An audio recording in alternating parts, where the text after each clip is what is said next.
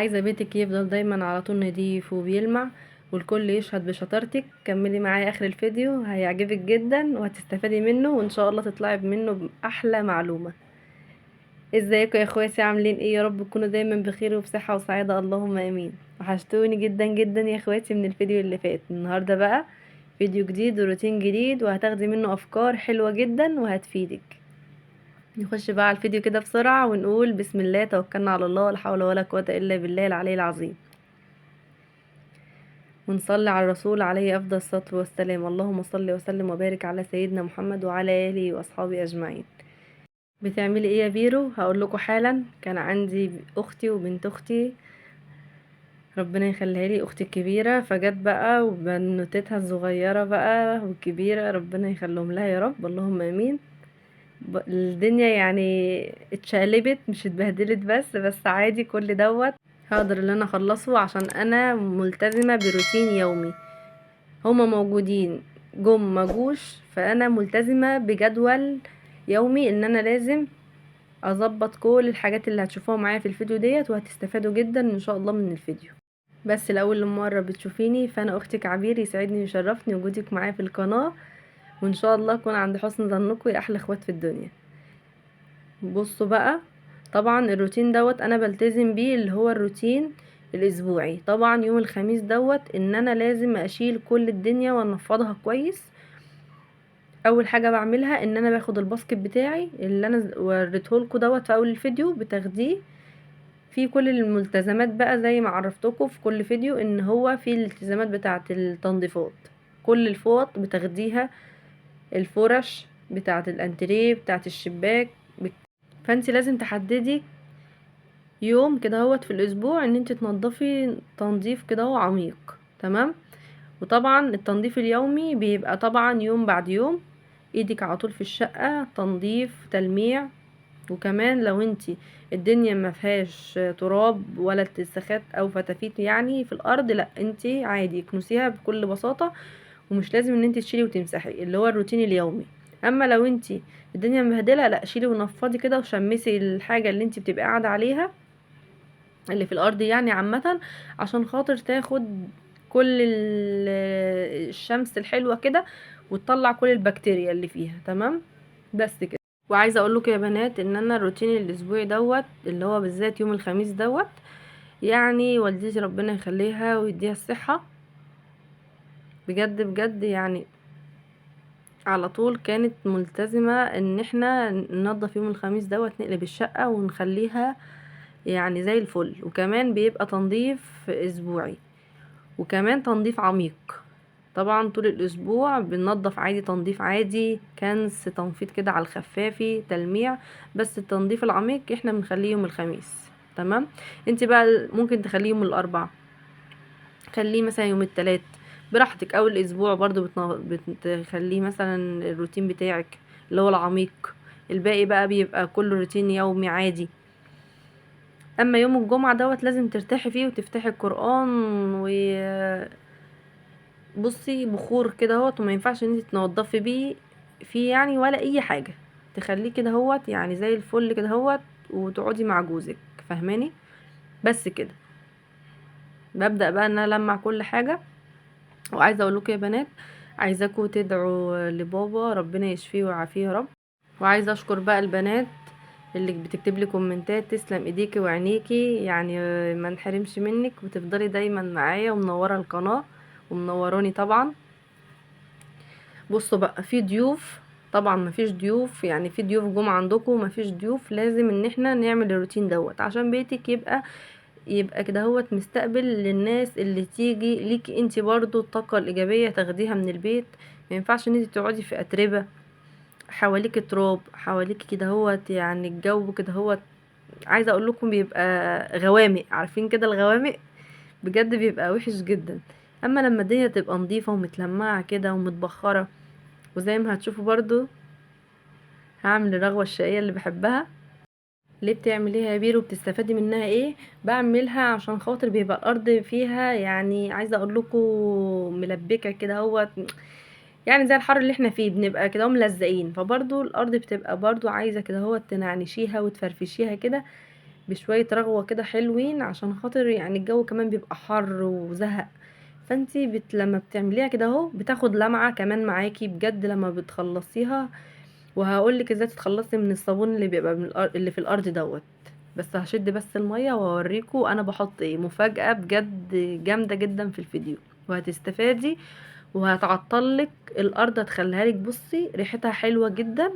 بجد الريحة دي بتوصل لجوزي لما بيبقى قاعد يعني. في مرة مسحت فيها وكان قاعد وشم الريحة، قال لي يا بيرو ريحة جايه لحد الأوضة. فبجد هتتفاجئوا من اللي انا بحطه. هو مش باين معانا هنا اهوت، هيبان معانا في اوضه الاطفال ان شاء الله. بس هقول لكم طبعا على السحر بجد اللي بيتحط في الميه، الدوني. ما تستغربوش يا بنات، الدوني ده طبعا للغسيل وبيدي ريحه حلوه للغسيل، وكمان بيدي ريحه للارض. وكمان لو انت عامله رغوه شقيه ومش عارفه تضيعها ازاي من الارض والدنيا هاصت منك، لا بجد بجد بيضيع الرغوة على طول، وبيخلي الارض فيها لمعة بعد ما بتخلصيها. هتشوفي معايا دلوقتي. ببدأ بقى اعمل الارج اهو. ما شاء الله عندي الريسبشن نصين كده، طبعا بقى الاطفال بقى اولاد اختي بقى، فقلت لا لازم اعمل رغوة شقية كده عشان خاطر افوق الارض، وفي نفس الوقت الجو كان حر يعني.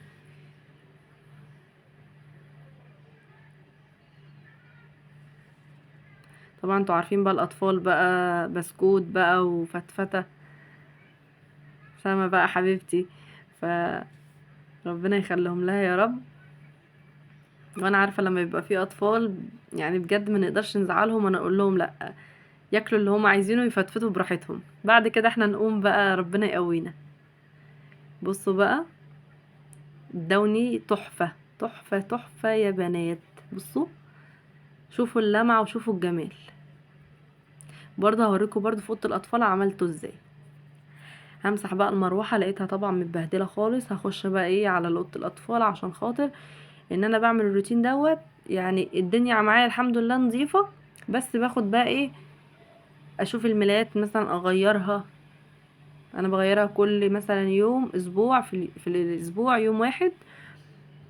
وطبعا الفرش اللي بره لو مثلا متبهدل بقوم مغيراه برضو. فبجد بيفرق معايا جدا وبتفرق في النفسية. وتاني يوم الجمعة بشوف بقى لو انا مثلا هروح اخرج عند ماما، اروح مثلا مشوار، يبقى الدنيا نظيفة معايا ومترتبة. لازم يبقى الدنيا معايا مترتبة. فانتوا يا بنات برضو شوفوا يوم كده هوت بتحبوه واعملوا الروتين بتاعكم. طبعا زي ما عودتكم برضو ان انتوا بتمسحوا برضو الخشب برضو. اي خشب بيبقى في الاوضه، اي برضو الديكورات برضو تتمسح عشان بيبقى عليها اتربه برضو. فالاتربه خانقانا وخانقه كل الناس بصراحه. بس هنعمل ايه، مضطرين بقى ان احنا لازم يعني نلمع على طول.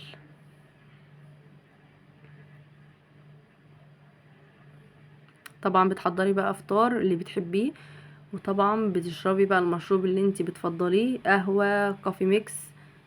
تمام، فعملت كده. بس ما جبتش معاكم بقى الفطار، فان شاء الله الفيديو الجاي باذن الله. بس طبعا في اخر الفيديو هوريكم انا بكافئ نفسي ازاي. طبعا لو انتي لسه معايا لحد دلوقتي حطي لي احلى لايك منك، ولو انتي لسه ما اشتركتيش لا اشتركي بسرعه واعملي لي متابعه. دوسي على الاشتراك وفعلي زر الجرس عشان يوصلك كل جديد مني، احلى اصحاب في الدنيا. طبعا بصوا بقى الاتربه لحد واصله اللاب. يعني بصوا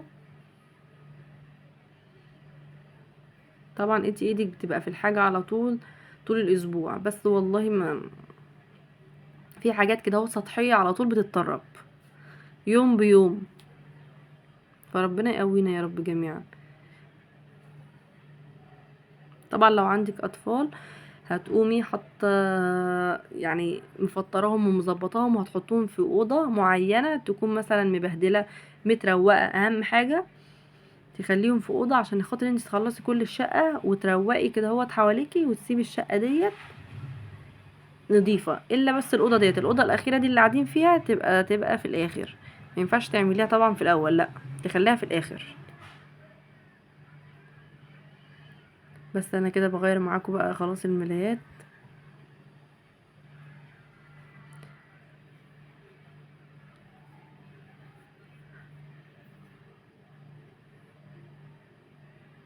بس كده اهو خلاص. طبعا عايزه اشكر البنات اللي كتبت لي كومنتات على الفيديو اللي فات. ايه الجمال ده، تسلمولي يا بنات جدا جدا، يعني بجد انا بفرح قوي من الكومنتات الحلوه ديت. وانا عارفه الناس اللي بتبقى بقى قلقانه ومش عايزه تكتب كومنت، طب اعملي لي قلب، اعملي لي مثلا اي حاجه كده اهوت منك، ايه ايموشن كده هو يفرحني ان انتي بتسمعيني، لا شفت الفيديو لحد الاخر. ف عايزاكي تطلعي من الصمت اللي انتي فيه وتكتبي لي، يعني احنا اخوات. وبجد عايزاكم تحطوا لي لايكات كتيره عشان خاطر الفيديو يوصل لناس كتيره كده وتستفاد باذن الله.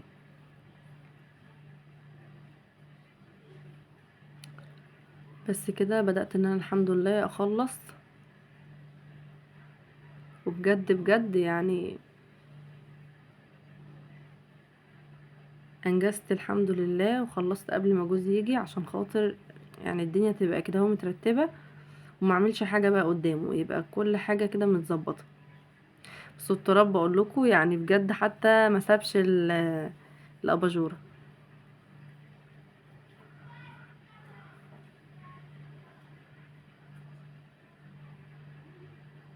طبعا ان شاء الله استنوا بقى التجديد ان شاء الله اللي هيبقى في الريسبشن. طبعا مش هقول لكم بقى ايه، بس لما يجي باذن الله هتشوفوا بنفسكم. هو حاجه بسيطه بس بجد هتفرق في النفسيه، والتغيير يا جماعه مطلوب، يعني يا بنات التغيير مطلوب باقل حاجه. هسيبكم بقى مع الفقره بقى الرغوه الشقيه اللي بحبها.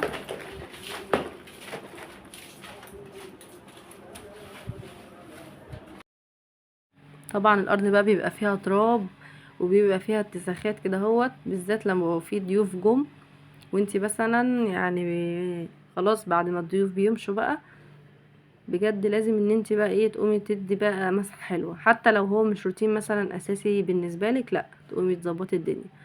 اهو الدوني بصوا طبعا بيقلب ريحه الاوضه 180 درجه، حلو جدا.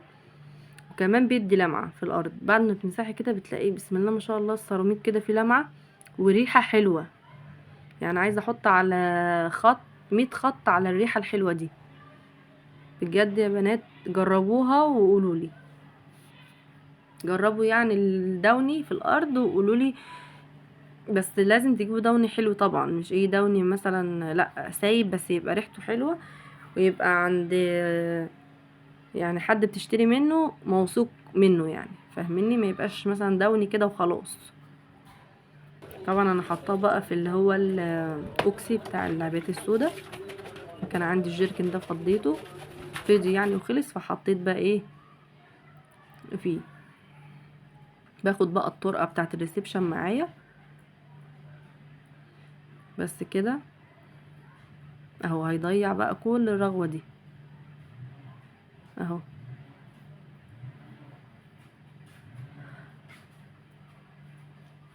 طبعا الفيديو مليان بقى رغوه حلوه وتشجيعات كده، عشان خاطر لو وراكي اي حاجه تخلصيها وتدعيلي بقى في الكومنتات، وكلنا بنشجع من بعض يا احلى بنات في الدنيا. بصوا اللمعه.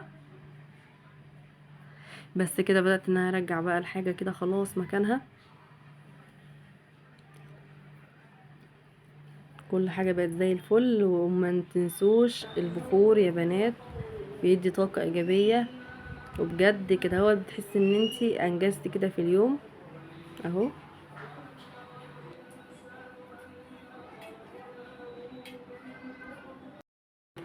طيب بقى انا كده خلصت يا قمر، ولو انتي لسه منوراني في الفيديو فقوليلي روتينك بقى اللي هو يوم ايه في الاسبوع، الروتين الاسبوعي عاوزه اعرف، واكتبيلي عشان خاطر يعني اقولك يا جماله على الشطاره والحلاوه.